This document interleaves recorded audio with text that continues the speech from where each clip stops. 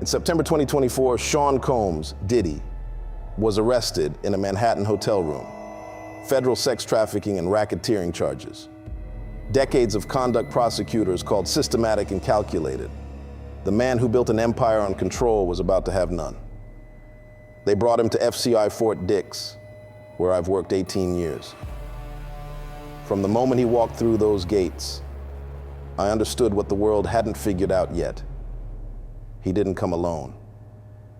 Whatever walked in with him doesn't need noise, doesn't need an audience, doesn't need the world watching. It needs silence. It needs to be alone. And he was about to make sure it got exactly that.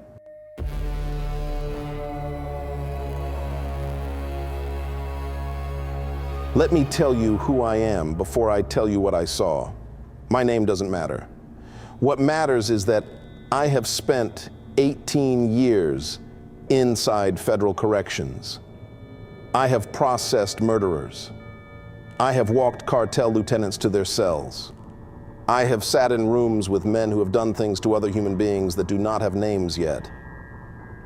And I have remained, through all of it, exactly what this job requires me to be. Composed, professional, unbothered.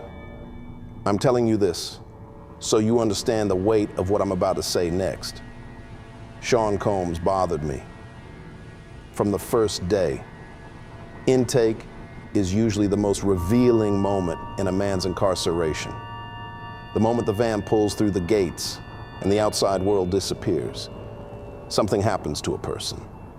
Something involuntary, something in the posture, in the eyes, in the way the breath changes.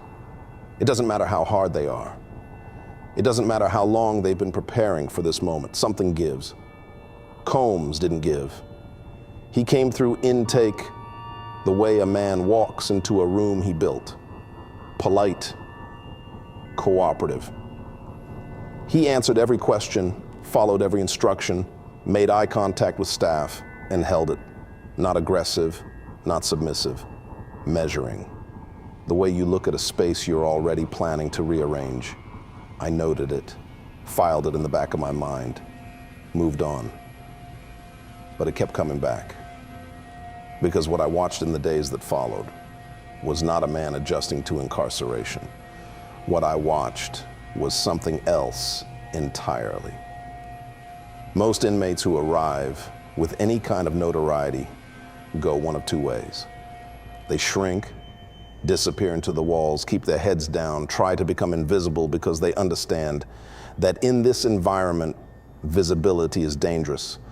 Or they perform, they lean into the persona, use it as currency, build a reputation to protect themselves.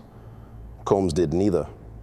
Combs absorbed every eye that landed on him, every guard who lingered a beat too long, every inmate who whispered his name, every moment of recognition that moved through that facility like electricity, he took it in.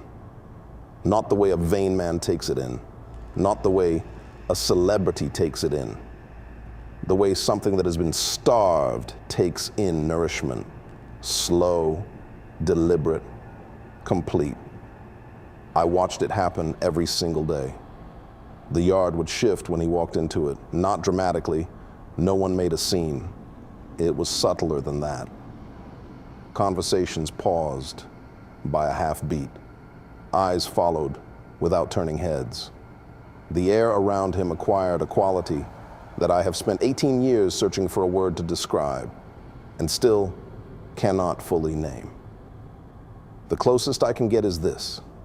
It felt like the whole facility was paying attention to him, and he was drinking it. Every single drop. I started noticing the details. The way he would position himself in common areas, not hiding, not performing, just present. Present in a way that made him impossible to look away from without understanding why. The way conversations in his vicinity would reorganize themselves around him, like iron filings around a magnet. The way even the most hardened men in that yard Men who had built reputations over years of surviving in there would lower their voices when he walked past, not out of fear, out of something older. And here is what unsettled me most. Here's the thing I could not stop thinking about at 3 a.m. when my shift was over and I was supposed to be asleep. He needed it, not wanted, not preferred, needed. The way an addict needs. The way something that has been feeding on a particular substance for decades does not simply adjust when the venue changes. It finds the substance again. It locates the source. It reorients its entire existence around getting what it requires to survive. Attention was that substance. 30 years of cameras, stages, sold-out arenas, magazine covers, boardrooms, parties that lasted days, 30 years of being the gravitational center of every room he entered. And when all of that was stripped away, when the empire collapsed, when the only room left was a federal correctional facility in New Jersey, he didn't grieve the loss. He simply found a new room to be the center of. And whatever was inside him, whatever had been feeding on that attention alongside him for all those years, found its footing again, in the yard, in the common room, in the eyes of every man who turned when he walked past. Within 30 days, men who had been inside for years were orbiting him. Not because he threatened them, not because he paid them, because there is a specific kind of presence that does not ask for gravity. It simply exerts it. And Combs needed that gravity the way other men need air. I noted it. I filed it in the back of my mind. And I told myself it didn't mean anything. That was my first mistake. The altercation occurred on a Tuesday. I remember that detail specifically because Tuesdays are unremarkable. Nothing happens on Tuesdays. The schedule runs, the counts happen, the yard opens and closes. It is the most forgettable day in a week of forgettable days. He chose a Tuesday, mid-morning, common area. I was stationed 20 feet away. The inmate involved, I won't use his name, he is not the story, had been in general population for 3 years. Quiet man, kept to himself, ate alone, read a lot. The kind of inmate who exists so far below the surface of prison politics that most people forget he's there. He was not a man looking for conflict. He was not a man building anything. He was simply waiting out his time the way a stone waits at the bottom of a river. That is who Combs chose. I need you to sit with that detail for a moment, because what I saw, what I have replayed in my mind every single day since, only makes sense if you understand that the selection was not random. What I saw was this. Combs crossed the room toward him. Not quickly, not dramatically. He moved the way he always moved. Deliberate, unhurried, like a man who has already decided how the next 60 seconds are going to go and is simply walking through them. The room did not notice. That is what I keep coming back to. The room did not notice him crossing. Conversations continued. The fluorescent lights hummed their usual frequency. Everything was ordinary. He reached the inmate, leaned in close enough that whatever he said was between the two of them and the air immediately around them. He said something quiet. I was 20 feet away. I could not hear the words, but I saw what they did. The other inmate's face changed in a way I have seen only a handful of times in 18 years, and each time it was preceded by something terrible. Not anger, not offense, something older than both of those things. Something that looked almost involuntary. The way a person flinches from a flame before the brain has processed the heat. The way a deer stops before it knows why. Whatever Combs said, whatever he put into the air between them in those 2 seconds, it reached something in that man that bypassed every defense he had. He swung first. And here's the part I've been turning over for weeks. the part that keeps me from sleeping on the nights when I let myself think about it too long. Combs absorbed the first hit. I have seen prison fights. I know what a man looks like when he is trying to protect himself, when he is covering, deflecting, trying to survive a moment that got away from him. I know what genuine shock looks like when violence arrives without warning. Combs absorbed that first hit like a man receiving a package he had been expecting. He did not stumble. He did not flinch. He took it, and then he fought back. Enough to make it bilateral, enough to satisfy the documentation that would follow, enough to make it look to anyone watching from further than 20 feet like a fight. But I was 20 feet away, and from 20 feet away, it did not look like a fight. It looked like a transaction. Staff moved in. It was over in under 90 seconds. In the aftermath, the controlled chaos of separating, assessing, processing, I watched Combs through the window while his property was being cataloged. He was calm, not the forced calm of a man managing consequences, not the empty calm of shock, the settled, quiet calm of a man who has just finished something that needed doing. And I thought clearly, for the first time, in words I could hold on to. He planned this, the day he chose, the man he chose, the words he said, the hit he absorbed, the retaliation that was just enough. He planned all of it, and it went exactly the way he needed it to go. The question that followed me out of that room and has not left me since: why? What does a man like that need from a 6 by 9 foot box that he cannot get anywhere else? I didn't have the answer yet, but I was about to spend 300 feet of hallway finding out. They assigned me to the escort. In 18 years, I have walked hundreds of men to the special housing unit. It is not a significant assignment. It is paperwork and footsteps and 4 doors and you're done. But this was different, because usually, and I mean every single time in 18 years, the man being walked to solitary is the one who is scared.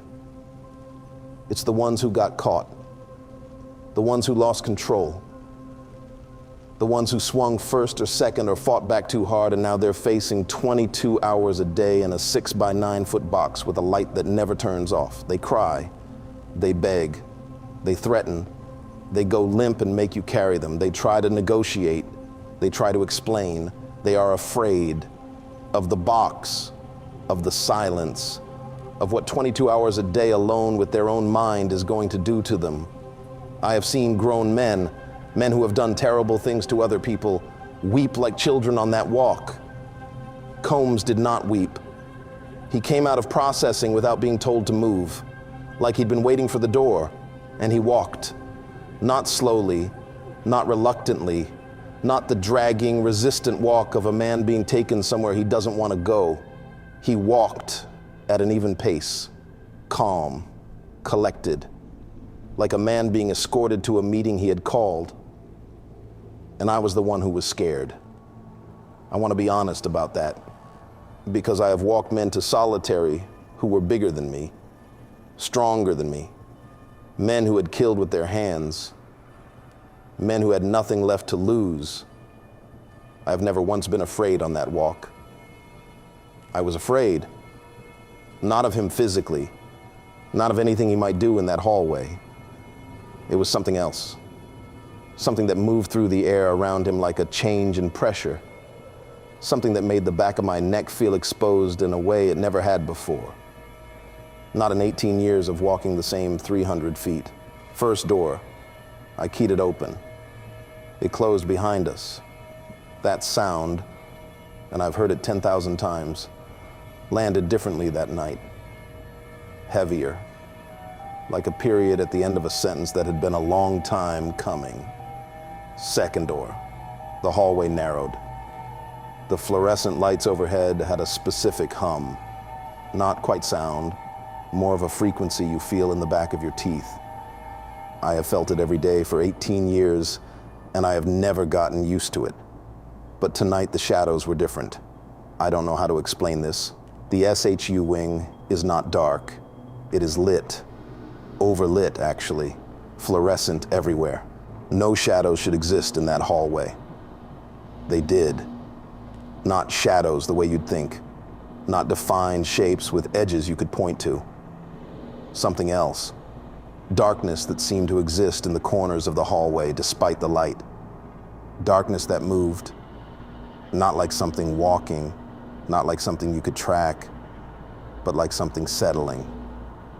Like something that had been waiting in the walls and was now slowly, deliberately coming forward. I kept my eyes forward.